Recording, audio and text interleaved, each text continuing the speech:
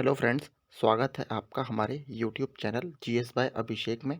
मेरा नाम है अभिषेक डंडरियाल और आज हम अपनी घटना चक्र 2022 का जो एडिशन है उसका इंडियन हिस्ट्री का पार्ट 2 लेकर आए हैं, जिसमें हम मध्यकालीन भारत का इतिहास यानी मेडाइवल इंडिया की हम बात करेंगे, जो आपके आने वाली प्रतियोगी परीक्षाओं में काफ़ी अहम साबित होगा और काफ़ी अच्छी बुक है। इससे डायरेक्ट क्वेश्चन भी काफ़ी आते हैं।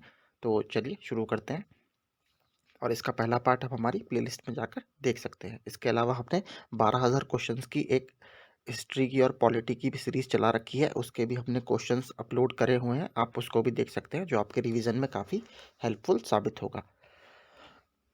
तो देखिए, पहला टॉपिक है अरबों का आक्रमण। मोहम्मद बिन कासिम के नेतृत्व में 712 ईस्वी में अरबों ने सिंध पर सफल आक्रमण किया। अरब आक्रमण के समय सिंध पर हिंदू राजा दहीर का शासन था। इस युद्ध में राजा दहीर की पराजय होती है। सिंध विजय के पश्चात मोहम्मद बिन कासिम ने सर्वप्रथम धार्मिक कर जजिया लगाया था इस सिंध वाले क्षेत्र में। अरब आक्रमण के विषय में हमें सबसे महत्वपूर्ण सूचना किससे मिलती है? देखिए, दो बुक्स हैं जिससे हमें सबसे इंपॉर्टेंट सूचना मिलती है। एक है चाचानामा। चाचानामा के देखिए राइटर का पता नहीं कौन है, तो चाचानामा का इसलिए केवल हमें नाम पता है, इसमें अरब आक्रमण का जिक्र है। और दूसरा देखिए, एक बुक है किताब फुतू अल बल्दान, ये याहिया अल बलदूरी ने लिखी है और इसमें भी हमें अरबों ने जो सिंध प्रांत पर आक्रमण किया था उसका जिक्र हमें देखने के लिए मिलता है। अरबों के इस प्रथम आक्रमण का मुख्य उद्देश्य वस्तुतः धन संपदा लूटना और इस्लाम धर्म का प्रचार करना था, ना कि एक तरह से भारत पर राज करना।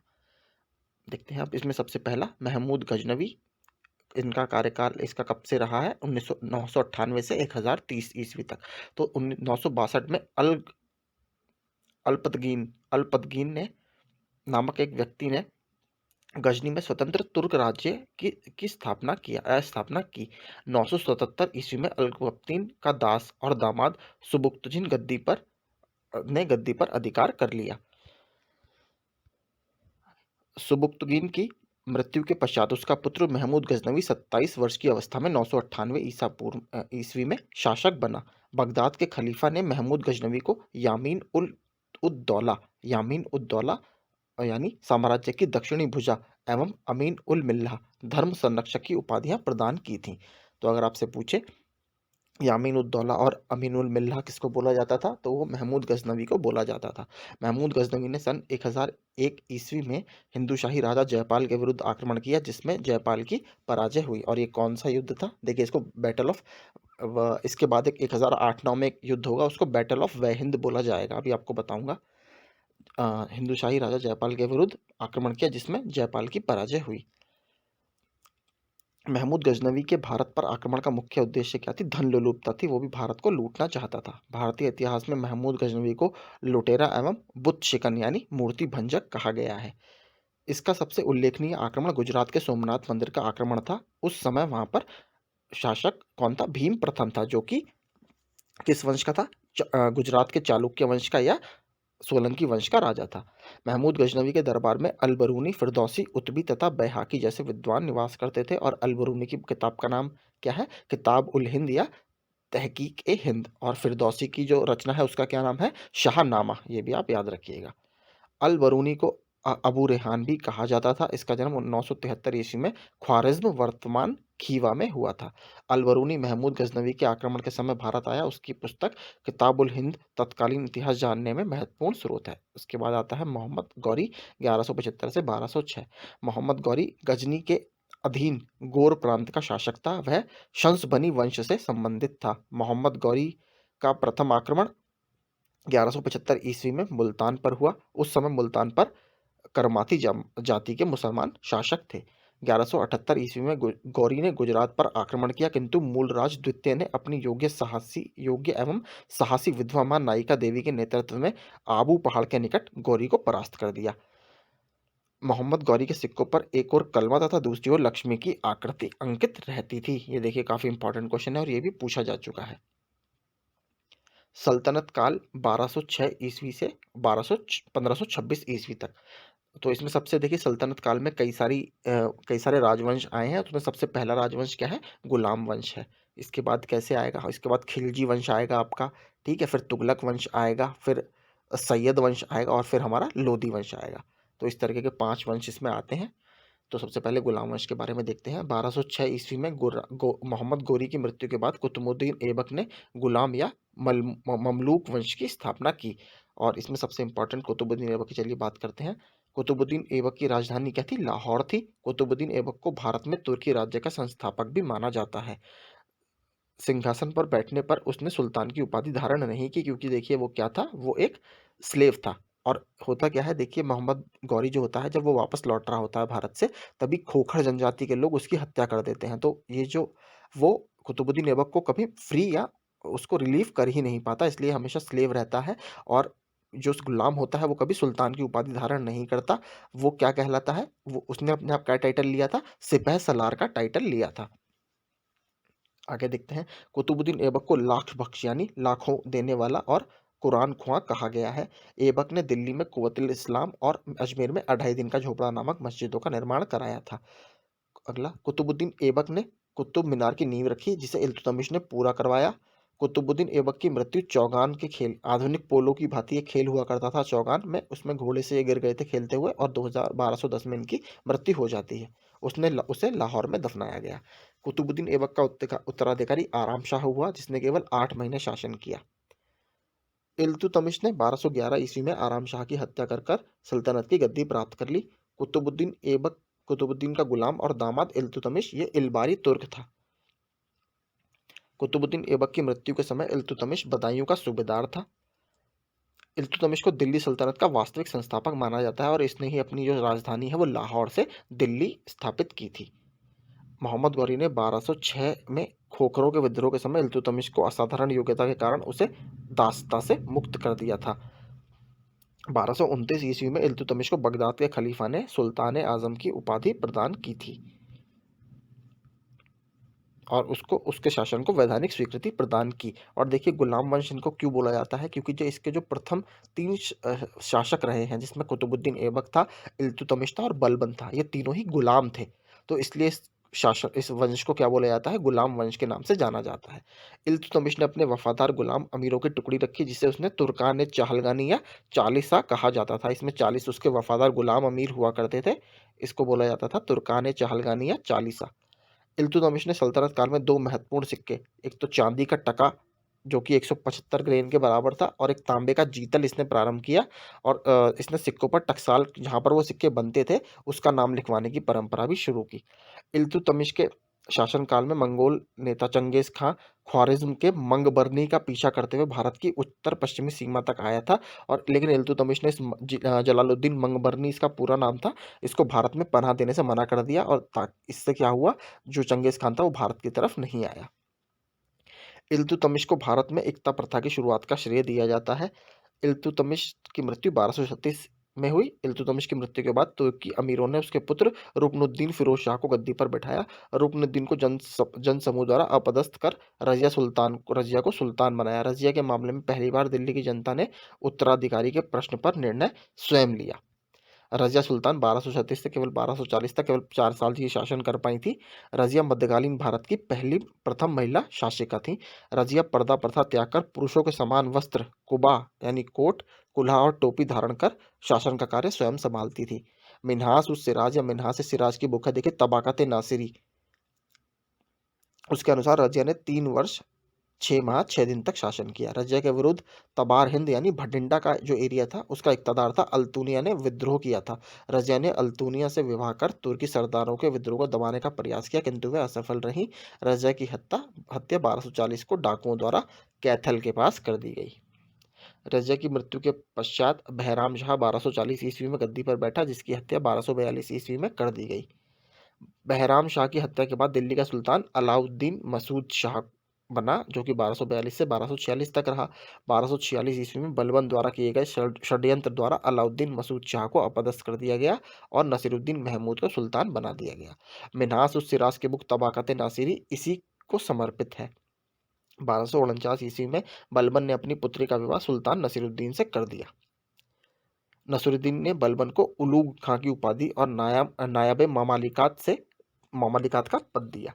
अब आते हैं गयासुद्दीन बलबन, जो काफ़ी बहुत इंपॉर्टेंट एक राजा है गुलाम वंश के। इनका शासन था 1266 से 1287 तक।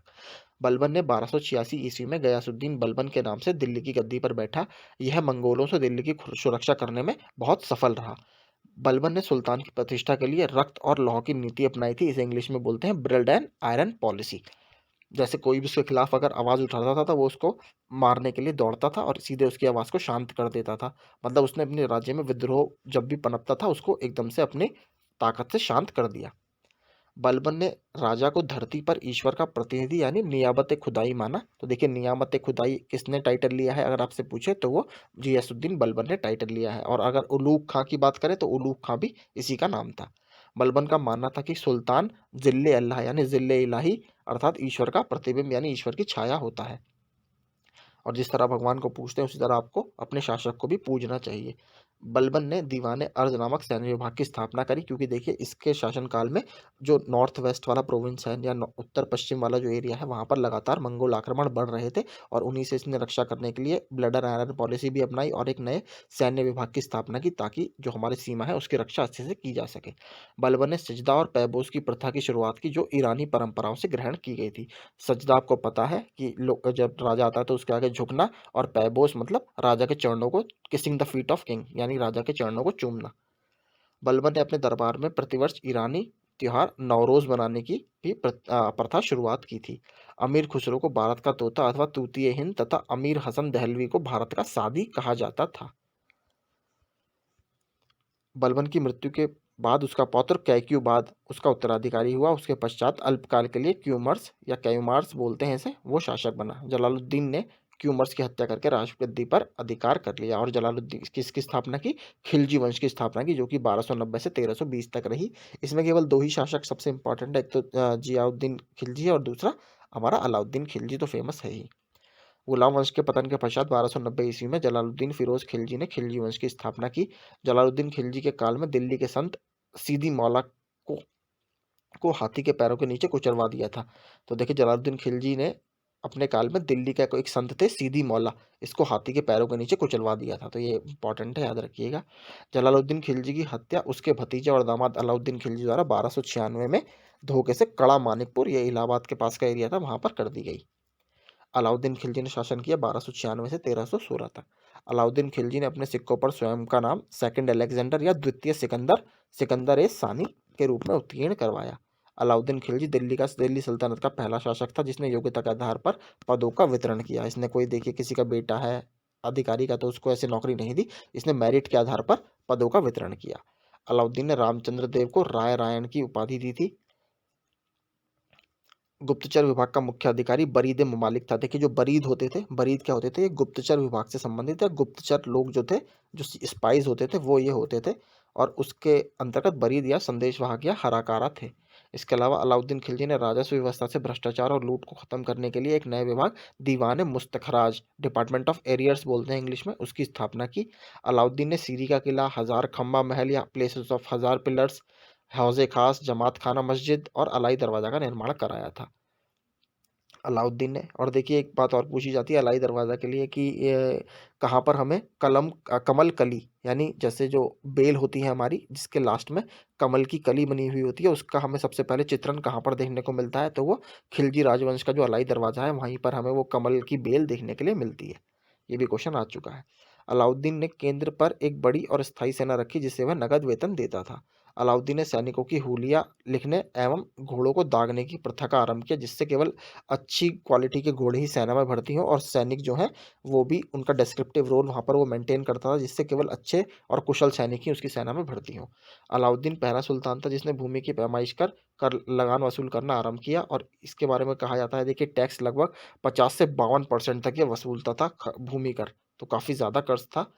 अलाउद्दीन ने लूट के धन खम्स में सुल्तान का हिस्सा 1/5 के स्थान पर 4/5 भाग कर दिया, यानी पहले 20% वो लेते थे, अब वो 80% लेने लग गया था।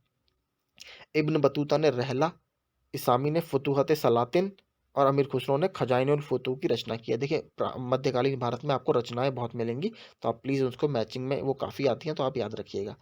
अमीर खुसरो अलाउद्दीन खिलजी का दरबारी कवि था। देखिए बाकी सल्तनतकालीन प्रमुख कर हम देख लेते हैं। कर क्या है? पहला जजिया, जो कि गैर मुस्लिमों से लिया जाने वाला कर था।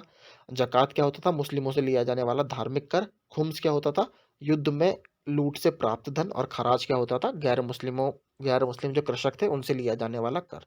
अलाउद्दीन खिलजी का पुत्र था मुबारक खिलजी, जो 1316 ईस्वी में दिल्ली के सिंहासन पर बैठा। कुतुबुद्दीन मुबारक शाह खिलजी ने स्वयं को खलीफा घोषित किया और अल इमाम, उल इमाम, खिलाफत उल्लाह आदि उपाधियां धारण की। कुतुबुद्दीन मुबारक शाह खिलजी के बाद नसीरुद्दीन खुसरो शाह शासक बना। और इसके बाद आता है हमारा तुगलक वंश 1320 से 1412 तक। गियासुद्दीन तुगलक, या इसका दूसरा नाम था गाजी मलिक, इन्होंने तुगलक वंश का ये पहला शासक था। इसने तुगलकाबाद नामक नगर का निर्माण भी कराया, जो कि दिल्ली के पास आपको आज भी दिखेगा तुगलकाबाद, वो इसी ने बसाया था। सुल्तान गयासुद्दीन तथा निजामुद्दीन औलिया के बीच संबंध कटुतापूर्ण हो गए थे। देखिए ये क्वेश्चन भी आया हुआ था कि इसमें से कौन से सुल्तान के साथ निजामुद्दीन औलिया के संबंध जो है वो स्ट्रेंज थे या कटुतापूर्ण थे, तो वो सुल्तान गयासुद्दीन तुगलक के साथ थे। औलिया ने कहा था, हनूश दिल्ली दूरस्थ, हुजूर दिल्ली अभी दूर है। इसी इसने सिंचाई के लिए नहरों का निर्माण भी कराया था। तो ये बोला जाता है कौन सा सल्तनत काल का पहला ऐसा शासक था जिसने नहरों का निर्माण कराया था कृषि के लिए? तो देखिए गयासुद्दीन तुगलक ने ही कराया था। और बहुत ज़्यादा लेवल पर किसने डेवलप की थी नहरें? वो फिरोज शाह तुगलक ने डेवलप की थी। अभी हम इसके बाद पढ़ेंगे। मोहम्मद बिन तुगलक का शासन आता है फिर 1325 से 1351 तक। गयासुद्दीन की मृत्यु के बाद जौना खां, जो कि इनके बचपन का नाम था, और बाद में क्या पड़ा, मोहम्मद बिन तुगलक, वो दिल्ली का सुल्तान बना। और ये बोला जाता है कि जितने भी दिल्ली के शासक हुए हैं अब तक सल्तनत वंश में, सबसे ज़्यादा पढ़ा लिखा जो था वो मोहम्मद बिन तुगलक ही था। मोहम्मद बिन तुगलक ने चांदी के सिक्कों के स्थान पर तांबे के सिक्के का प्रतीक मुद्रा के रूप में प्रचलन किया, जिसको इंग्लिश में हम टोकन करेंसी बोलते हैं। दीवान अमीर कोही नामक विभाग, जो कि कृषि से संबंधित था, मोहम्मद बिन तुगलक द्वारा स्थापित किया गया। मोरक्को यात्री इब्न बतूता सुल्तान मोहम्मद बिन तुगलक के शासनकाल में 1333 ईस्वी में दिल्ली आया था। इब्न बतूता ने अपनी यात्रा वृत्तांत अरबी भाषा में किताबुल रहला के नामक ग्रंथ में लिखी है। और इब्न बतूता कहाँ से आया था? ये मोरक्को से आया था। अफ्रीका का एक देश है मोरक्को, वहाँ से। जैन धर्माचार्य जिन प्रभु सूरी जैसे अनेक विद्वान संतों को इसने संरक्षण भी प्रदान किया था। मोहम्मद बिन तुगलक हिंदुओं का त्यौहार होली में लगातार सम्मिलित होता था।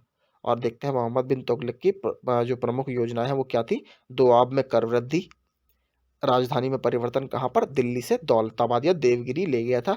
सांकेतिक मुद्रा का चलन, सांकेतिक मुद्रा बोलते हैं टोकन करेंसी को, और ये किससे प्रभावित थी? देखिए चीन का एक राजा था कुबलई खान, वो उसने अपने देश में टोकन करेंसी चलाई थी, उसको ही आधार मानकर इसने भारत में ये लॉन्च की, लेकिन ये फेल हो गया पूरी तरीके से, क्योंकि यहाँ पर फर्जी कॉइन बहुत ज़्यादा बनने लगे थे उसके कारण। खुरासन तथा कराचिल अभियान इसके, ये भी बहुत दोनों बिल्कुल विफल रहे। मोहम्मद बिन तुगलक के शासनकाल में हरिहर और बुक्का नामक दो भाइयों ने दक्षिण में 1336 ईस्वी में स्वतंत्र राज्य विजयनगर साम्राज्य की स्थापना की। किस नदी के किनारे? तुंगभद्रा नदी के किनारे इन्होंने इसकी स्थापना की। सुल्तान के निधन पर बदायूंनी क्या लिखता है? सुल्तान को उसकी प्रजा से और प्रजा को सुल्तान से मुक्ति मिल गई। तो देखिए ये स्टेटमेंट भी एक दो बार पूछ लेता है, तो ये जो बदायूंनी है राइटर, वो ये लिखते हैं कि सुल्तान को उसकी प्रजा से और प्रजा को सुल्तान से मुक्ति मिल गई। 1351 ईस्वी में मोहम्मद बिन तुगलक की मृत्यु के बाद उसका चचेरा भाई मोहम्मद बिन तुगलक सुल्तान बनता है 1351 से 1388 तक। तो उसकी बात अब करते हैं। फिरोज शाह तुगलक ने हिसार, फतेहाबाद, फिरोजपुर, फिरोजाबाद तथा जौनपुर, जौना खां यानी मोहम्मद बिन तुगलक की स्मृति में एक नए नगर बसाए तथा अनेक नहरें भी बनवाई। जैसा मैंने आपसे कहा था, नहरें भी इसने काफ़ी बनवाई हैं। और ये पहला भारतीय इतिहास का ऐसा राजा रहा है जिसने ब्राह्मणों पर भी जजिया लगाया। ठीक है, तो ब्राह्मणों पर भी इसने जजिया कर लगाया। सर्वप्रथम लोक निर्माण विभाग विभाग की स्थापना का श्रेय फिरोज शाह तुगलक को ही दिया जाता है। हक ए शर्ब या हब ए शर्ब नामक सिंचाई कर लगाने वाला फिरोज शाह तुगलक दिल्ली का पहला सुल्तान था। तो देखिए एक बार पूछ लिया था कि हब ए शर्ब क्या होता है, तो हब ए शर्ब ये सिंचाई कर होता है, इरिगेशन टैक्स होता है। इसने दासों की देखभाल के लिए भी एक पृथक विभाग दीवाने बंदगान का गठन किया। फिरोज, और ये कहा जाता है कि सबसे ज्यादा जो गुलाम थे वो फिरोज शाह तुगलक के शासनकाल में ही थे। फिरोज शाह तुगलक द्वारा स्थापित दारुल शफा एक खैराती अस्पताल था। फिरोज शाह तुगलक ने अपनी आत्मकथा फुतुवत फिरोज शाही की रचना भी की है। इसने जियाउद्दीन बर्नी एवं शमशे सिराज अफीफ को संरक्षण प्रदान किया था।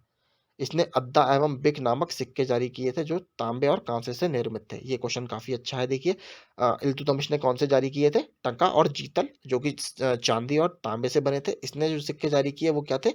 अद्दा और बिक। जो तांबे और कांसे से यानी कॉपर और ब्रॉन्ज से निर्मित थे। फिरोज शाह तुगलक ने ज्वालामुखी मंदिर को नष्ट कर उसके पुस्तकालय से 1300 ग्रंथों में से कुछ को फारसी में विद्वान अजीजुद्दीन खालिद द्वारा दलायत फिरोज शाही नामक नाम से अनुवाद भी उसने करवाया था। ज्वालामुखी मंदिर से इसने 1300 बुक्स लूटी थी और फिर बाद में उनका फारसी में अनुवाद भी करवाया था। नसीरुद्दीन महमूद 1394 से 1412 तक तुगलक वंश का अंतिम शासक था। नसीरुद्दीन महमूद के शासनकाल में तैमूर ने भारत पर आक्रमण किया 1398 ईस्वी में। ये बहुत इंपॉर्टेंट है, देखिए ये भी काफी आता है कि किसके राजा के शासनकाल में तैमूर लंग ने भारत में आक्रमण किया था। तो नसीरुद्दीन महमूद जो कि तुगलक वंश का अंतिम शासक था। इसके बाद देखिए तैमूर लंग का जो उत्तराधिकारी होता है वो भारत में अपना उत्तराधिकारी खिज्र खां को बनाता है और वो खिज्र खां जो होता है वही सैयद वंश की भारत में स्थापना करता है। ये केवल कुछ साल ही शासन करती है 1414 से 1451 तक। सैयद वंश के संस्थापक खिज्र खां ने मंगोल आक्रमणकारी तैमूर को सहयोग प्रदान किया था। खिज्र खां को तैमूर ने पश्चिमोत्तर सीमा प्रांत लाहौर, मुल्तान और दीपालपुर का गवर्नर बनाया था। खिज्र खान ने सुल्तान की उपाधि धारण नहीं की, वह रैयत आला उपाधि से ही संतुष्ट था। तो ये याद रखिएगा, रैयत आला की उपाधि किसने ली है? वो खिज्र खान ने ली है। खिज्र खां के उपरांत मुबारक शाह शासक बना। इसने तारीख मुबारक शाही के लेखक याहया बिन अहमद सरहंदी को संरक्षण प्रदान किया। तो तारीख मुबारक शाही किसने लिखी है? याहया बिन अहमद सरहंदी ने ये बुक लिखी है। इसके बाद आता है लोधी वंश 1451 से 1526 ईस्वी तक। बहलोल लोधी ने लोधी वंश की स्थापना सन 1451 में की और ये देखिए दिल्ली सल्तनत का पहला अफगान वंश था। ये याद रखिएगा, ये फर्स्ट अफगान रूल था दिल्ली राजवंश का। तो पहला अफगान रूल अगर आपसे पूछता है, पहली अफगान अफगान डायनेस्टी, तो वो यही थी। इसने जौनपुर राज्य को दिल्ली सल्तनत में मिला लिया। बहलोल लोधी का उत्तराधिकारी कौन था? सिकंदर लोधी। बहुत इंपॉर्टेंट रूलर है सिकंदर लोधी। यह लोधी वंश का सर्वश्रेष्ठ शासक था। इसने नाप के लिए पैमाना गजे सिकंदरी प्रारंभ किया। सिकंदर लोधी के आदेश से आयुर्वेदिक ग्रंथ का फारसी में अनुवाद किया जिसका नाम रखा गया फरहंग सिकंदरी। सिकंदर लोदी के समय गायन विद्या एक श्रेष्ठ ग्रंथ लज्जत सिकंदर शाही की रचना हुई। लज्जत सिकंदर शाही। सिकंदर लोदी ने गुलरुखी उपनाम से कविताएं भी लिखता था। सिकंदर लोदी ने 1504 में राजस्थान के शासकों पर अपने अधिकार को सुरक्षित रखने के लिए आगरा नामक नवीन नगर बसाया। तो आगरा शहर की स्थापना किसने की है? फिरोज शाह सिकंदर लोदी ने की है। मोठ मस्जिद का निर्माण सिकंदर लोदी के शासनकाल में हुआ। यह मस्जिद लोदी स्थापत्य कला का सुंदर उदाहरण भी है। इब्राहिम लोदी को राणा सांगा ने 1518 में हुए खतौली के युद्ध में पराजित कर दिया था। अप्रैल 1526 में पानीपत के मैदान में बाबर से उसका युद्ध हुआ और इब्राहिम लोदी पराजित हुआ। लोदियों के पतन के साथ ही दिल्ली सल्तनत का भी अंत हो गया। दिल्ली सल्तनत की शासन व्यवस्था देखते हैं। सुल्तान की पदवी का प्रारंभ तुर्की शासकों द्वारा किया गया। सब सुल्तान देखिए सबसे ऊपर होता था दिल्ली सल्तनत के व्यवस्था में। महमूद गजनवी सुल्तान की उपाधि धारण करने वाला पहला शासक था। केंद्रीय शासन का जो प्रधान था वो सुल्तान था, मैंने आपको बोला। सल्तनत काल में मंत्री परिषद को क्या मजलिस खलवत कहा जाता था। और देखते हैं, देखिए इसमें कुछ और हमारे विभाग दिए हुए हैं, उनके बाद देख लेते हैं। दीवाने अर्ज क्या होता था? ये सैन्य विभाग होता था। इसकी स्थापना बलबन ने की थी अपने राज्यों की मंगोलों से सुरक्षा करने के लिए। दीवाने रियासत क्या होता था? ये बाजार नियंत्रण या मार्केट कंट्रोल के लिए था और अलाउद्दीन खिलजी ने इसमें काफ़ी काम किया है। दीवान वकूफ़ क्या होता था? व्यय विभाग या department of expenditure Jalaluddin Khilji ने बनाया था। दीवान मुस्तखराज ये अलाउद्दीन खिलजी ने बनाया था। ये वित्त विभाग से ही संबंधित था। दीवान अमीर कोही इसको बोलते हैं या दीवाने कोही बोलते हैं, ये मोहम्मद बिन तुगलक ने बनाया था और ये कृषि विभाग था। दीवान बंदगान ये फिरोज शाह तुगलक ने बनाया था और ये स्लेव यानी दासों की देखभाल से संबंधित था। दारुल शफा क्या था? एक खैराती अस्पताल था। फिरोज शाह तुगलक ने इसकी स्थापना की थी। और दीवान इस्तिहाक ये इंपॉर्टेंट है। दीवान इस्तिहाक क्या था? पेंशन विभाग था। इसकी स्थापना भी फिरोज शाह तुगलक ने की थी।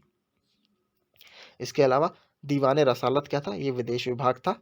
बरीद ए ममालिक कौन थे? गुप्तचर। देखिए बरीद मैंने आपको बताया था बरीद क्या होते हैं, तो ये गुप्तचर होते थे और ये बरीद ए ममालिक गुप्तचर विभाग के जो प्रिंसिपल अधिकारी थे, सबसे बड़े अधिकारी थे, उन्हें बरीद ए ममालिक बोला जाता था।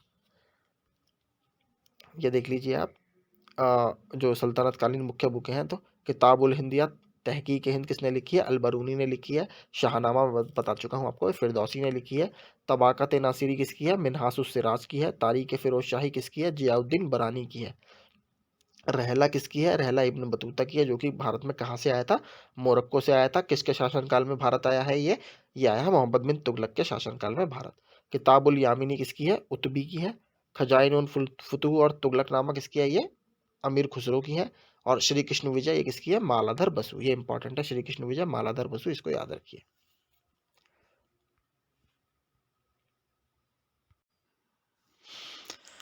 अब हम बात करते हैं विजयनगर साम्राज्य की। विजयनगर साम्राज्य की स्थापना हरिहर तथा बुक्का नामक दो भाइयों ने सन 1336 ईस्वी में की थी। उनके पिता संगम के नाम पर उनके वंश का नाम संगम वंश कहलाया।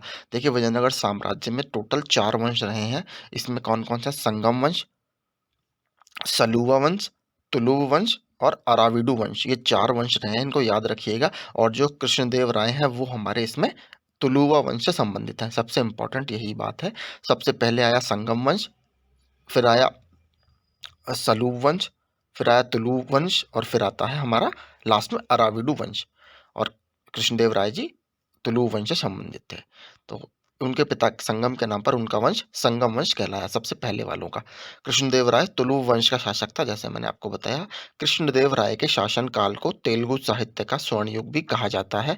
कृष्णदेव राय ने आंध्र भोज, अभिनव भोज, आंध्र पितामह और यवनराज स्थापनाचार्य आदि की उपाधि भी धारण की थी।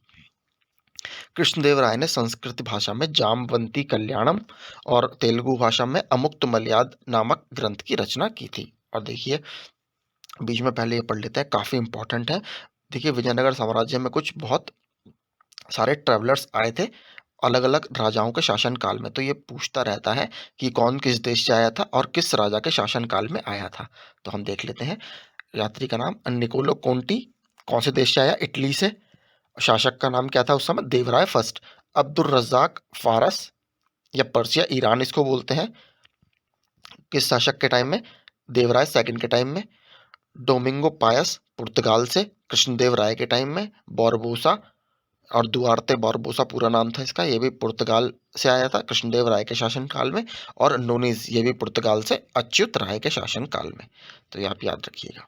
बाबर ने अपनी आत्मकथा में कृष्णदेव राय को भारत का सबसे शक्तिशाली शासक बताया था। कौन सी किताब है बाबर की आत्मकथा? तुजु के बाबरी। कौन सी भाषा में लिखी गई है? चुगताई तुर्क भाषा में लिखी गई है। तालीकोटा, इसको राक्षस टंगड़ी का युद्ध भी बोलते हैं हम, या फिर बन्नी हट्टी का युद्ध भी बोलते हैं। यह 23 जनवरी 1565 को हुआ, जिसमें विजयनगर की पराजय हुई। देखिए, इसमें क्या होता है, जो दक्कन की सल्तनत थी, बीजापुर, गोलकोंडा और बिदार, इन तीनों ने मिलकर विजयनगर साम्राज्य को हरा दिया 1565 में। इसको हम बैटल ऑफ टालीकोटा, टालीकोटा का युद्ध, या राक्षस टंगड़ी का युद्ध, या बन्नी हट्टी का युद्ध बोलते हैं। और देखते हैं बहामनी साम्राज्य।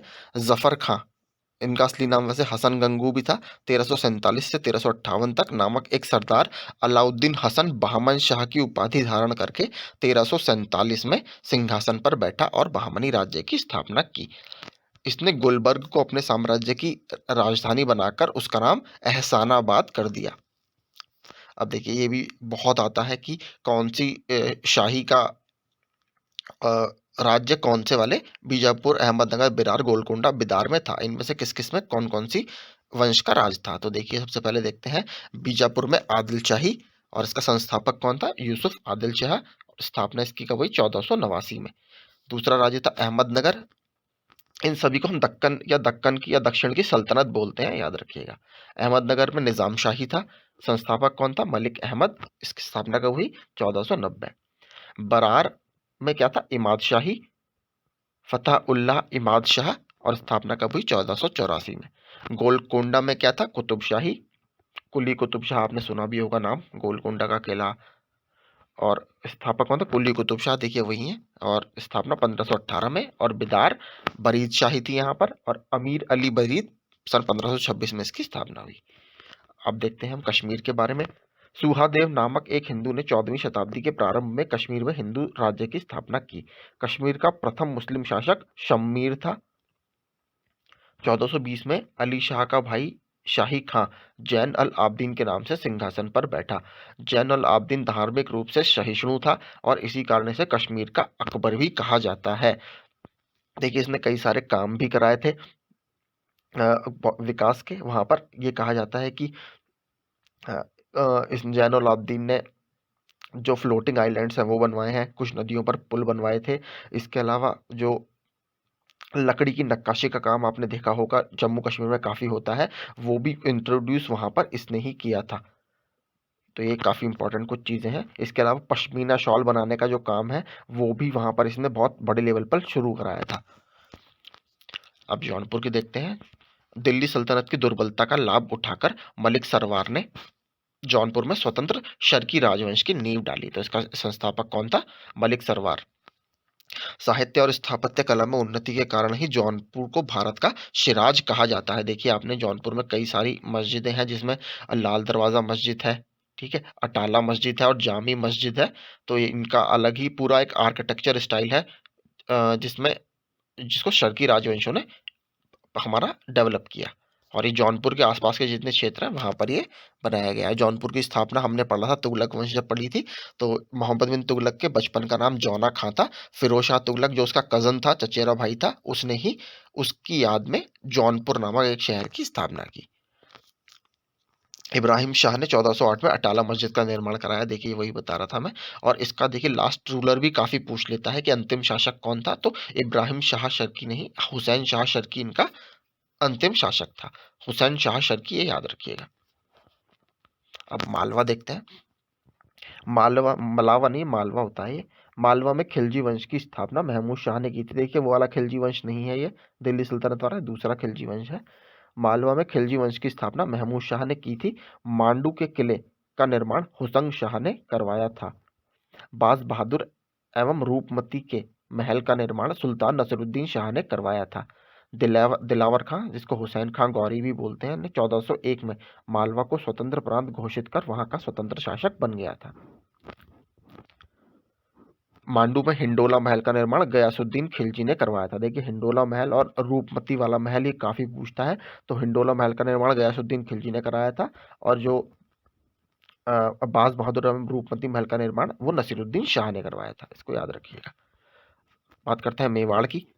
अलाउद्दीन खिलजी ने 1303 ईस्वी में मेवाड़ के गुहिलौत राजवंश के शासक रतन सिंह को पराजित करके मेवाड़ को दिल्ली सल्तनत में मिला लिया था। बाद में गुहिलौत वंश की एक शाखा सिसोदिया वंश के हम्मीर देव ने मेवाड़ को स्वतंत्र करा लिया।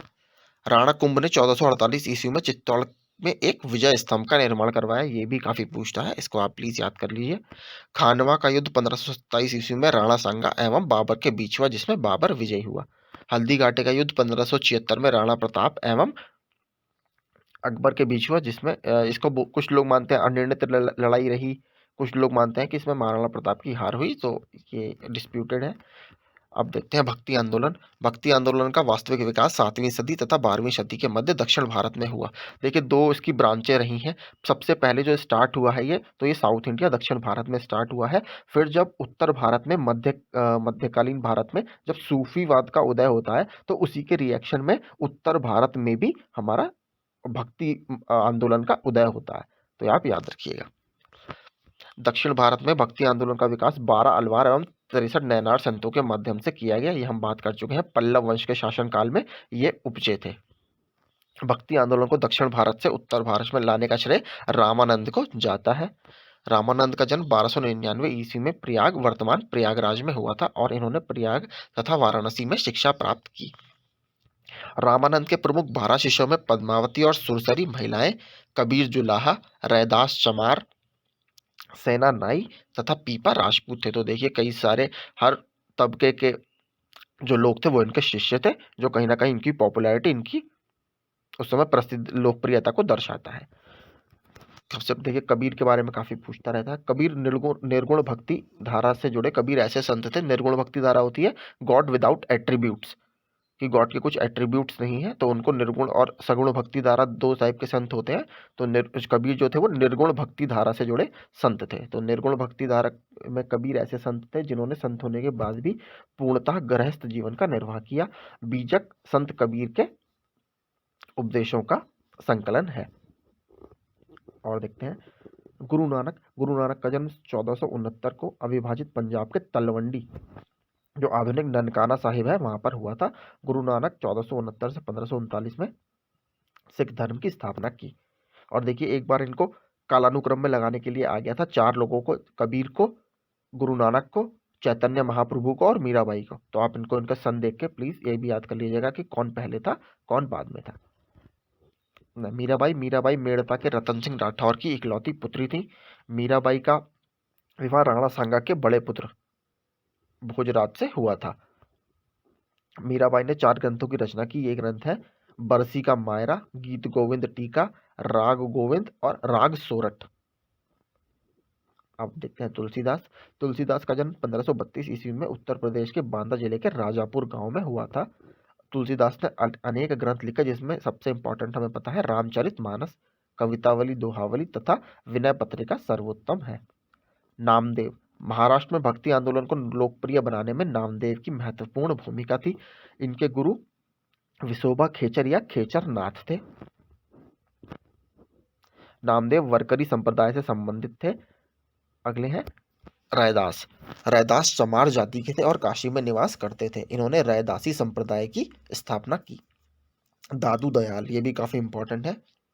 इनका जन्म 1544 ईस्वी में अहमदाबाद में हुआ था। ये धुनिया जाति के थे। दादू 1586 ईस्वी में आमेर में अकबर से मिले थे। दादू दयाल ने निपख नामक आंदोलन चलाया था। ये इंपॉर्टेंट है, देखिए कि निपख आंदोलन किसके द्वारा शुरू किया गया था। निपख आंदोलन दादू दयाल के द्वारा शुरू किया गया था। और ये कहाँ पर अकबर से मिले थे? आमेर में अकबर से मिले थे। सूफी आंदोलन की बात करते हैं। सूफी आंदोलन की उत्पत्ति या सूफी शब्द की उत्पत्ति अरबी भाषा के सफा से हुई है, जिसका अर्थ है पवित्रता। 14 सिलसिलों या रहस्यवादी संगठनों में चिश्ती, सोहरावर्दी, कादिरी, नक्शबंदी और सत्तरिया सबसे फेमस। और कलंदरिया भी एक सिलसिला होता है, ये भी आप याद रखिए, ये अधिक महत्वपूर्ण थे। अब इसमें सबसे अच्छा इंपॉर्टेंट है चिश्ती सिलसिला। ख्वाजा मोइनुद्दीन चिश्ती ने भारत में चिश्तिया संप्रदाय की नींव डाली। देखिए वैसे इसकी जो नींव रखी गई है, इसकी स्थापना किसने की है? अब्दाह अदल ने। और चिश्त एक जगह है अफगानिस्तान में, चिश्त, ये माना जाता है कि वहां से इनका उदय हुआ था। चिश्ती इसलिए इनका नाम पड़ा। और अगला शेख फरीदुद्दीन गंजे शकर चिश्ती सिलसिले के प्रमुख सूफी संत थे, जो बाबा फरीद के नाम से भी जाने जाते थे। और ये माना जाता है कि जो बाबा फरीद हैं, इनकी जो स्टोरी है, इनकी जो शिक्षाएं हैं, टीचिंग्स हैं, उनको गुरु ग्रंथ साहिब में भी स्थान मिला है। तो इतने इंपॉर्टेंट ये थे देखिए उस समय कि इनकी टीचिंग्स को गुरु ग्रंथ साहिब, जो कि एक पूरा दूसरा धर्म है, उसके ग्रंथ में भी इनको स्थान दिया गया है। बाबा फरीद के प्रमुख 2 शिष्य कौन थे? निजामुद्दीन औलिया और नसीरुद्दीन चिरागे दिल्वी। चिश्ती संप्रदाय के प्रसिद्ध संत हुए। निजामुद्दीन औलिया के प्रमुख शिष्य शेख सलीम चिश्ती, अमीर खुसरो और हसन दहलवी थे। प्रमुख सूफी सिलसिले और उनके संस्थापक। चिश्ती सिलसिले के भारत में ख्वाजा मोइनुद्दीन चिश्ती, सुहरावर्दी सिलसिले के अब्दुल नजीब अल सुहरावर्दी, कदीरी सिलसिले के शेख अब्दुल कादिर जिलानी, शत्तारी सिलसिला शेख अब्दुल्ला शतारी, फिरदौसी सिलसिला बदरुद्दीन नक्शबंदिया, ख्वाजा बाकी बिल्ला। ये भी काफी पूछा जाता है, देखिए नक्शबंदिया का ख्वाजा बाकी बिल्ला। सूफी तंत्र और उनकी उपाधियां। ख्वाजा कुतुबुद्दीन बख्तियार काकी, जिनके नाम पर कुतुबुद्दीन ऐबक ने कुतुब मीनार का निर्माण करवाया है। कुतुब उल आफ्ताब। शेख हमीदुद्दीन नगौरी, सुल्तान तारिकीन। शेख निजामुद्दीन औलिया, महबूब इलाही सुल्तान उल औलिया। शेख सिराजुद्दीन उस्मानी, आईना ए हिंद। शेख नसीरुद्दीन महमूद, चिराग दहलवी। शेख सलीम चिश्ती, शेख उल हिंद। अब्दुल कादिर जिलानी, पीरान ए पीर, महबूब सुभानी। शेख अहमद सरहिंदी, मुजद्दिद अली फसानी। ये काफ़ी इंपॉर्टेंट है, देखिए लास्ट वाला शेख अहमद सरहिंदी, मुजद्दिद हमारा आलिफ फसानी। ये इंपॉर्टेंट है, इसको याद रखिएगा। देखिए सूफी संतों में मैंने आपको सब बता दी है। और देखिए एक बार इनसे क्वेश्चन और पूछता है। एक तो अमीर खुसरो सबसे ज़्यादा मतलब किससे प्रभावित थे? तो देखिए वो शेख निज़ामुद्दीन औलिया से काफ़ी प्रभावित थे अमीर खुसरो। और एक बार ये और पूछा गया है कि इनमें से कौन से राजा के संबंध जो थे वो हमारे निज़ामुद्दीन औलिया से अच्छे नहीं थे। तो कौन थे? वो जो गयासुद्दीन तुगलक है, उनके जो संबंध थे वो निज़ामुद्दीन औलिया से इतने सही नहीं थे। तो गयासुद्दीन तुगलक याद रखिएगा। आगे देखते हैं। अब हम बात करते हैं मुगल साम्राज्य की। बाबर ने भारत में 1526 ईस्वी में मुगल साम्राज्य को स्थापित किया। और इसका जो कार्यकाल रहा वो 4 साल का रहा, 1526 से 1530 तक। तो ज़हीरुद्दीन मोहम्मद बाबर का जन्म 14 फरवरी 1483 को फरगना के एक छोटे से राज्य में हुआ था। बाबर के पिता का नाम उमर शेख मिर्ज़ा तथा माता का नाम कुतलुग निगार खानम था। और देखिए बाबर ने प्रमुख 4 युद्ध लड़े हैं, जिसमें पहला है पानीपत का प्रथम युद्ध 21 अप्रैल 1526 को इब्राहिम लोदी एवं बाबर के बीच में, इसमें बाबर जीता। फिर खानवा का युद्ध आता है 17 मार्च 1527 को राणा सांगा एवं बाबर के बीच में, इसमें भी बाबर विजयी हुआ। फिर आता है चंदेरी का युद्ध, ये 29 जनवरी 1528 को होता है मेदिनी राय और बाबर के बीच में, इसमें भी बाबर विजयी होता है। और घाघरा का युद्ध आता है 5 मई 1529 को, इसमें भी अफगान और बंगाल के शासक होते हैं एक तरफ, और एक तरफ बाबर होता है, तो इसमें भी बाबर ही जीतता है। और देखिए घाघरा का युद्ध मध्यकालीन भारत का पहला ऐसा युद्ध था जो जमीन और पानी दोनों पर लड़ा गया। तो अगर आपसे ये पूछता है कि मध्यकालीन भारत का ऐसा कौन सा युद्ध है जो जल और थल दोनों पर लड़ा गया, तो वो बैटल ऑफ घाघरा या घाघरा का युद्ध है। तो इनको आप याद रखिएगा, 4 युद्ध बहुत इंपॉर्टेंट है, लगातार पूछता रहता है। और ये भी कहा जाता है कि भारत में गन पाउडर का सबसे पहले इस्तेमाल किसने किया, तो गन पाउडर का सबसे पहले इस्तेमाल भारत में बाबर ने ही किया। बाबर कौन सी टेक्निक एक अपनाता था लड़ाई में, तो तुलगुमा एक टेक्निक है, तुलगुमा वो टेक्निक भारत में बाबर ही अपनाता था। और देखिए बाबर अपने आप को कहता था कि मैं तैमूर लंग, एक तरफ से तैमूर लंग और एक तरफ से मैं चंगेज खान का मतलब डिसेंडेंट हूँ। मेरे मतलब पुराने मेरे जो आनुवंशिक तार है वो चंगेज खान से और तैमूर से, दोनों से जुड़े हुए हैं। और अब देखते हैं आगे। बाबर ने अपनी आत्मकथा तुजू के बाबरी बाबरनामा, ये तुर्की भाषा में या चुगताई तुर्क भाषा में लिखी। बाबर की आत्मकथा का फारसी में अनुवाद खाने खाना ने किया। इस कार्य में पायंदा खां का भी सहयोग था। बाबर की मृत्यु 26 दिसंबर 1530 को आगरा में हुई।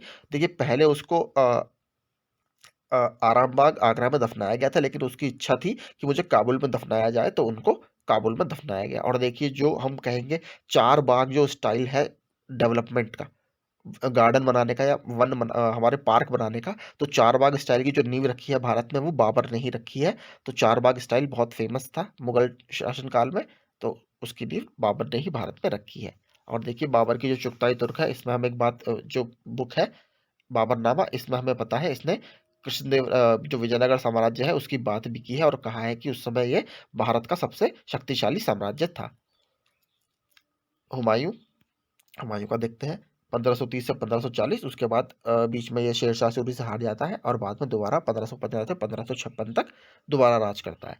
27 जनवरी 1526 को दीन पनाह भवन में स्थित पुस्तकालय की सीढ़ियों से गिरकर हुमायूं की मृत्यु हो गई थी। ये इंपॉर्टेंट है क्योंकि ये ज़्यादातर पूछता ही है। और देखिए हुमायूं के प्रमुख युद्ध देख लेते हैं। देखिए 2 युद्ध हुमायूं के लाइफ टाइम में बहुत इंपॉर्टेंट है। एक तो चौसा का युद्ध है जो कि 1539 में हुआ था शेरखा यानी शेरशाह सूरी के बीच में, तो इसमें शेरशाह सूरी इसको हरा देता है। एक होता है बिलग्राम का युद्ध, इसको कन्नौज का युद्ध भी बोलते हैं, याद रखिएगा। 17 मई 1540 को शेरशाह सूरी और हुमायूं के बीच, इसमें ये इसको हरा देता है। इसके बाद ये भागकर ईरान चला जाता है हुमायूं। शेरशाह इसके बाद आते हैं, देखिए जब हुमायूं हार जाता है तो फिर शेरशाह सूरी का शासनकाल आता है भारत में। शेरशाह मध्यकाल में भारत में सुर वंश के द्वितीय अफगान साम्राज्य की स्थापना शेरशाह सूरी ने की थी। देखिए इसका अर्थ क्या है द्वितीय वंश की स्थापना का, यहाँ पर अर्थ यह है कि जो पहला अफगान डायनेस्टी थी या पहला अफगान रूल था, मैं आपको बता चुका हूँ, वो लोदी वंश था जिसकी स्थापना बहलोल लोदी ने की थी। और ये द्वितीय अफगान जो साम्राज्य है भारत में, द्वितीय अफगान वो किसने रखा है, सूर्यवंश जिसको बोला जाता है, तो शेरशाह सूरी ने उसकी स्थापना की थी। इसका पहले का नाम क्या था, इसका असली नाम था फरीद। शेरशाह के बचपन का नाम फरीद था। दक्षिण बिहार के सूबेदार बहार खां लोहानी ने एक शेर को मारने के उपलक्ष्य में फरीद को शेर खां की उपाधि प्रदान की थी। बिलग्राम के पश्चात शेरशाह दिल्ली की गद्दी पर बैठा। शेरशाह का मकबरा सासाराम में है जो कि बिहार में स्थित है। रोहतासगढ़ का किला तथा किला एक कूना नामक मस्जिद का निर्माण शेरशाह के द्वारा करवाया गया था। शेरशाह का अंतिम युद्ध अभियान 1545 ईस्वी में कलिंजर को माना जाता है और वहीं पर एक हादसे में इसकी मृत्यु हो जाती है। और इसके बाद देखिए जो दिल्ली में पुराना किला है जिसको हम आज के स्वरूप में देखते हैं, तो पुराना किला का जो आज का स्वरूप है उसका जो निर्माण करवाया था वो भी शेरशाह सूरी ने ही करवाया था। अब देखते हैं अकबर द्वारा किए गए महत्वपूर्ण कार्य।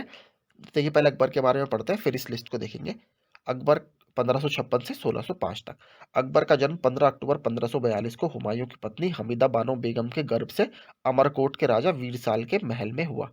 अकबर का राज्याभिषेक लगभग 13 वर्ष की आयु में 14 फरवरी 1556 को कलानौर में उसके संरक्षक बैरम खां द्वारा ईंटों के सिंहासन पर किया गया। 5 नवंबर 1556 को अकबर व हेमू के बीच पानीपत का द्वितीय युद्ध हुआ। प्रथम युद्ध की बात हम कर चुके हैं, इब्राहिम लोदी और बाबर के बीच में। बीरबल का बचपन का नाम महेश दास था।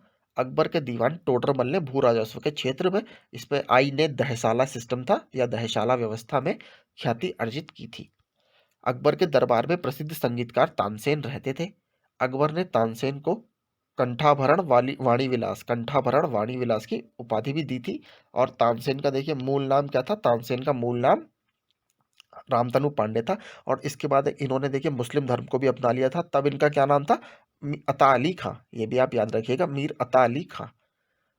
और इसको इनको मियाँ की उपाधि किसने दी थी, इनको मियाँ तानसेन बोलते थे, तो मियाँ की उपाधि इनको अकबर ने दी थी। अकबर के दरबार के प्रसिद्ध चित्रकार अब्दुस समद, दसवंत तथा बसावन थे। बाज बहादुर, बाबा रामदास एवं बैजू बावरा अकबर के शासनकाल के प्रमुख संगीतकार थे। अकबर के शासन प्रणाली में प्रमुख विशेषता मनसबदारी सिस्टम था या मनसबदारी व्यवस्था थी। फैजी ने लीलावती तथा अबुल फजल ने कालिया दमन का फारसी में अनुवाद किया। अकबर इंग्लैंड की रानी एलिजाबेथ प्रथम का समकालीन था। अकबर की मृत्यु अक्टूबर 1605 में पेचिश रोग से हुई। और देखिए अकबर को आगरा के निकट सिकंदरा में दफनाया गया। और अकबर के द्वारा किए गए महत्वपूर्ण कार्य, ये काफी इंपॉर्टेंट है। दास प्रथा का अंत कब हुआ, 1562 में किया इसने। पर्दा शासन का अंत भी 1562 में। तीर्थ यात्रा कर की समाप्ति 1563 में। जजिया कर की समाप्ति 1564 में। फतेहपुर सीकरी की स्थापना एवं आगरा से फतेहपुर सीकरी राजधानी का परिवर्तन 1571 में। इबादत खाना की स्थापना या पूजा गृह 1575 में। मजहर की घोषणा 1579 में। दीन इलाही की स्थापना 1582 में। इलाही संवत की शुरुआत 1583 में। अब अकबर के बाद आते हैं जहांगीर, 1605 से 1627 ईस्वी तक। मुगल साम्राज्य अकबर के पुत्र जहांगीर, बचपन का नाम सलीम था इनके, का जन्म 30 अगस्त 1569 को फतेहपुर सीकरी में स्थित शेख सलीम चिश्ती की कुटिया में आमेर जयपुर के राजा भारमल की पुत्री मरियम उज जमानी के गर्भ से हुआ। खुसरो को सहायता देने के कारण जहांगीर ने सिख के 5वें गुरु अर्जुन देव को फांसी दिलवा दी थी। और देखिए यही एक टर्निंग पॉइंट होता है। यहीं से मुगलों और सिखों के बीच में जो संबंध थे वो काफी कटु हो जाते हैं, काफी खराब इनके दोनों के बीच में संबंध हो जाते हैं। और बाद में देखिए जब जो नवे सिख गुरु होते हैं, गुरु तेग बहादुर, उनकी हत्या भी करवा दी जाती है औरंगजेब द्वारा। तो ये इनके बीच में संबंध यहीं से गुरु अर्जुन देव के टाइम से ही काफी खराब हो जाते हैं। खुसरो को सहायता देने के कारण सिखों के 5वें गुरु अर्जन देव को फांसी दिलवा दी थी जहांगीर ने। नूरजहां का वास्तविक नाम क्या था, मेहरून निसा था। विवाह के उपरांत जहांगीर ने उसे नूरजहां की उपाधि प्रदान की। इत्माउद्दौला के मकबरे का निर्माण नूरजहां ने करवाया था, जो पूर्ण रूप से सफेद संगमरमर से निर्मित है। सर्वप्रथम इसी इमारत में पिटरा ड्यूरा या जड़ाऊ का काम किया गया था, जो कि बाद में ताजमहल में अपनी पराक या पीक पर पहुंचा, सबसे उच्च स्तर पर पहुंचा। उसका स्टार्टिंग हमें यहीं से मिलती है। जहांगीर के ज्येष्ठ पुत्र खुसरो ने 1606 ईस्वी में विद्रोह किया। जहांगीर ने अपने साम्राज्य में तंबाकू पर प्रतिबंध लगा दिया था। जहांगीर का शासनकाल चित्रकला का स्वर्ण काल माना जाता है। जहांगीर के समय में दो सर्वोच्च चित्रकार कौन थे, उस्ताद मंसूर और अब्दुल हसन। तो देखिए एक बात और पूछा जाता है कि जहांगीर ने किसे नादिर उल अशरा और नादिर उल उस जमा की उपाधि दी थी। तो देखिए जो अबुल हसन थे इसने इसको नादिर उस जमा बोला, और जो आ, मंसूर थे, उस्ताद मंसूर, इसने इसको नादिर उल अशरा बोला। ये आप याद रखिएगा।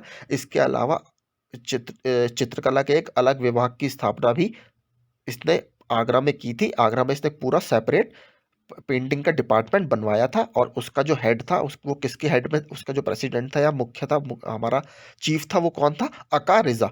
ये आप याद रखिएगा। अका रिजा की अध्यक्षता में उसने एक पेंटिंग विभाग की स्थापना आगरा में की थी हमारे जहांगीर ने अपनी आत्मकथा तुजु के जहांगीरी को फारसी भाषा में लिखा है। अब देखते हैं कुछ स्थापत्य देख लेते हैं। आगरा का किला, आगरा फोर्ट, अकबर ने 1565 से 1573 में। फतेहपुर सीकरी का निर्माण अकबर ने 1571 से 85 में। ताजमहल शाहजहां ने 1631 से 1648 में। जामा मस्जिद दिल्ली में शाहजहां ने 1650 से 1656 में। और लाल किला शाहजहां ने 1638 से 1648 में। बीबी का मकबरा औरंगजेब ने, कहाँ पर है ये, औरंगाबाद में स्थित है, और 1651 से 1661 में। और जहांगीर के दरबार में आने वाला ब्रिटिश सम्राट जेम्स प्रथम का राजदूत कौन था? टॉमस रो था। अब देखते हैं शाहजहां 1628 से 1658। शाहजहां का जन्म जनवरी 1592 ईस्वी में जहांगीर की पत्नी जगत गोसाई के गर्भ से लाहौर में हुआ था। शाहजहां के बचपन का नाम खुर्रम था। 1612 ईस्वी में खुर्रम का विवाह आसफ खां की पुत्री अर्जुबंद बानु बेगम से हुआ। अर्जुबंद बानु बेगम कालांतर में मुमताज महल के नाम से विख्यात हुई। मुमताज महल की मृत्यु के बाद उनकी स्मृति में शाहजहां ने उनकी कब्र पर ताजमहल, निर्माता कौन था इसके ताजमहल का, आर्किटेक्ट कौन है? उस्ताद अहमद लाहौरी ने निर्माण करवाया। मुगल कालीन प्रमुख पुस्तकें, तुजुक बाबरी, लेखक बाबर, कौन सी भाषा? तुर्की में। तारीख रशीदी, बिरजा हैदर दुगलत, फारसी भाषा में। हुमायूं नामा, गुलबदन बेगम ने, फारसी भाषा में। तारीख सलातिन ने अफगान, अहमद यादगार ने, फारसी भाषा में। हबीब उस सियार एवं कानून हुमायूनी, ये खूंदमीर, फारसी भाषा में। तारीख शेर शाही, तोहफा अकबर शाही, अब्बास खां सरवानी, फारसी भाषा में। अकबरनामा अबुल फजल, ये बहुत पूछा जाता है, प्लीज़ इसको देख लीजिएगा। अबुल फजल ने, फारसी भाषा में। और एक बार पूछ लिया था कि अकबरनामा अबुल फजल द्वारा कितने वर्षों में पूरा किया गया, तो ये अकबरनामा जो है 7 वर्षों में पूरा किया गया। तबाकत अकबरी, निज़ामुद्दीन अहमद, फारसी भाषा में। मुंतखाब उल तवारिख, अब्दुल कादिर बदायूनी, फारसी भाषा में। और इसने ही, अब्दुल कादिर बदायूनी ने ही महाभारत का अनुवाद किया है फारसी भाषा में। और क्या नाम है उसका? रज़्मनामा, ये आप याद रखिएगा, रज़्मनामा के टाइटल से महाभारत का उस पर अनुवाद किया है। इकबाल नामा जहांगीरी, मोतमिद खां, फारसी भाषा में। तज़किरातुल वाक़ियात, जौहर आफ्ताबची, फारसी भाषा में।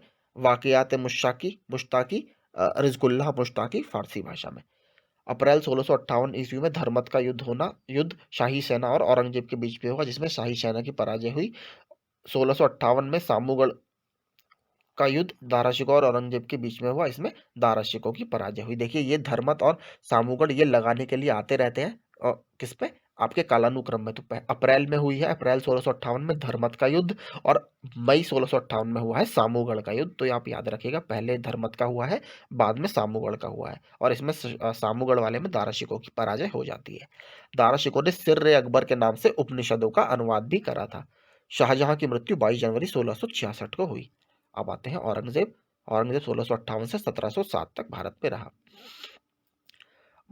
मुइजुद्दीन मोहम्मद औरंगजेब का जन्म 3 नवंबर 1618 को उज्जैन के निकट दोहद दाबक स्थान पर शाहजहां की पत्नी मुमताज महल के गर्भ से हुआ।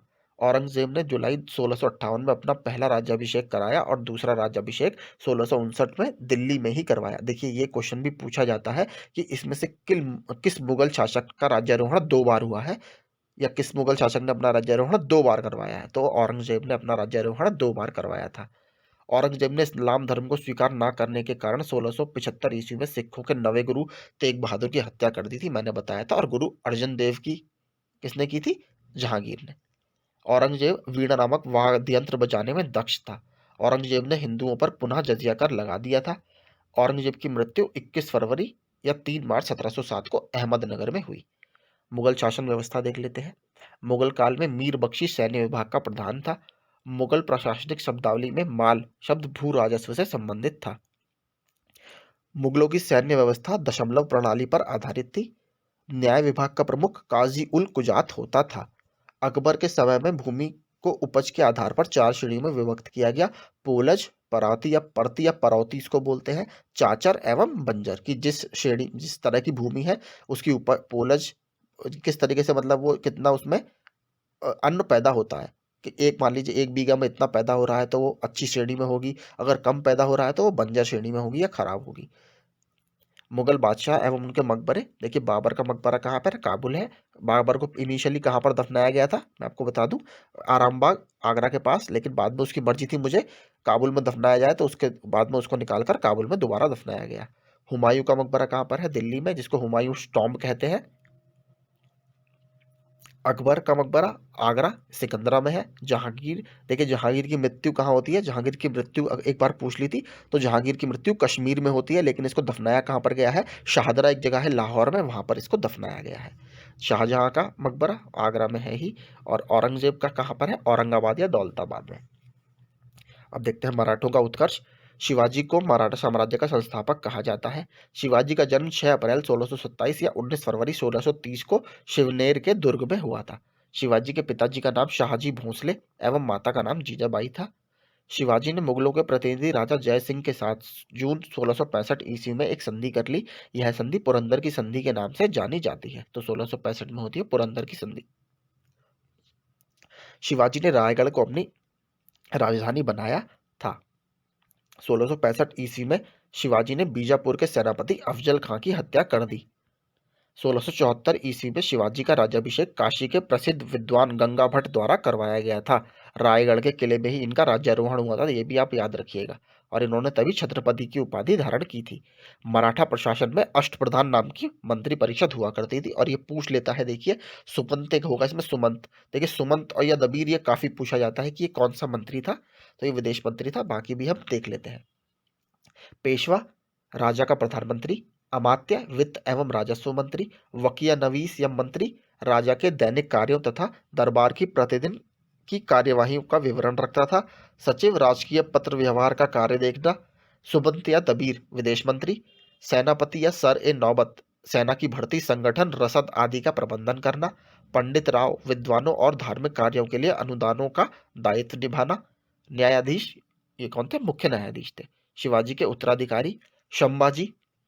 संभाजी शिवाजी का ज्येष्ठ पुत्र था, जिसने 1680 ईस्वी से 1679 ईस्वी तक शासन किया।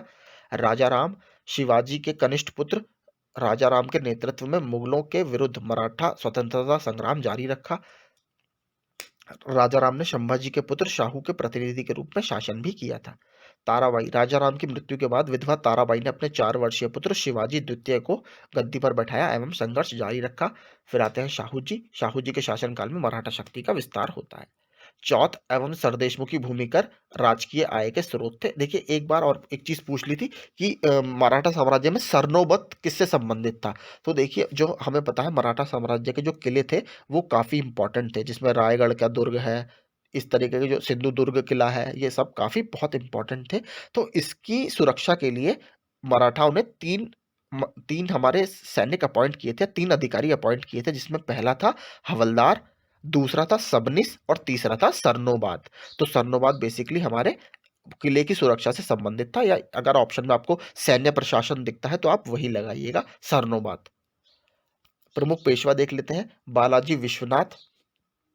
बालाजी विश्वनाथ मराठा साम्राज्य के द्वितीय संस्थापक के रूप में प्रसिद्ध है।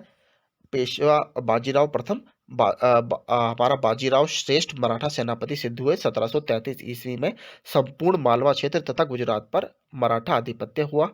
बालाजी बाजीराव के काल में मराठे अपनी शक्ति से दक्षिण से चौथ तथा सरदेशमुखी, जो 2 मुख्य टैक्स थे, वो वसूलने लगे। चौथ होता था देखिए 1/4 या 25%।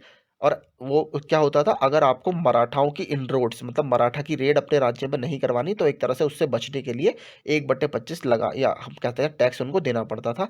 और सरदेशमुखी क्या होता था, कुछ ऐसी जमीनें होती थी जिस पर मराठाओं के पुश्तैनी अधिकार थे, लेकिन अब बाद में वो मुगल साम्राज्य का हिस्सा बन गए थे, तो उस पर 10% एडिशनल टैक्स ये लिया करते थे, जिसे हम सरदेशमुखी कहते हैं। और ये माना जाता है जो देशमुख कास्ट है हमारी, आज आप देखोगे विलासराव देशमुख वगैरह, जो कास्ट है देशमुख कास्ट महाराष्ट्र में, वो देशमुख कास्ट सरदेशमुखी टैक्स ही कलेक्ट करती थी, इसलिए उनका नाम देशमुख पड़ गया। तो ये काफ़ी इंपॉर्टेंट है, आप इसको याद रखिएगा। तो यही था हमारा मध्यकालीन भारत। आप आई होप आपको ये वीडियो पसंद आया होगा। देखिए अगर आपको इसका रिवीजन करना है तो हमने एक 12,000 क्वेश्चन की 1 लाइनर की फॉर्म में एक सीरीज चलाई है, तो आप प्लीज़ हमारी प्लेलिस्ट में जाकर मध्यकालीन भारत के उन वीडियोस को देख सकते हैं, जो आपके इस वीडियो के इसके रिवीजन पे, मेडिवल हिस्ट्री या मध्यकालीन भारत के रिवीजन में काफ़ी मदद करेगा। तो ऐसे ही वीडियो पाने के लिए हमारे चैनल को लाइक, शेयर और सब्सक्राइब करें। Thank you so much.